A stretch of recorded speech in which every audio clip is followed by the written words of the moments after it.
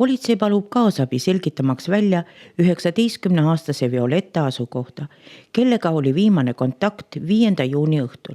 Violetta lähedased nägid teda viimati 4. juuni õhtul ning viimane kontakt oli temaga telefonitsi 5. juunil, pärast mida oli tema telefon välja lülitatud. Murelikud lähedased pöördusid abi saamiseks 6. juunil politseisse. Viimase teadaoleva info põhjal on politseil alus arvata, et Violetta viibib Lätis ning tema otsingutesse on kaasatud ka Läti politsei. Naine on ligikaudu 180 centimeetrit pikk, kõhna kehaehitusega, tal on sinised silmad, tumedad pikad juuksed ja vasakul randmel on tal tätoveering Gwen. Lahkudes võis ta kanda musta värvi jopet ja samuti oli tal kaasas roosa mustakirju Puma seljakott. Politsei palub kõigil, kes omavad informatsiooni, mis võiks kaasa aidata Violetta leidmisele, sellest viivitamatult teada anda lühinumbril 112 või e-posti teel taavi.unuks@politsei.ee.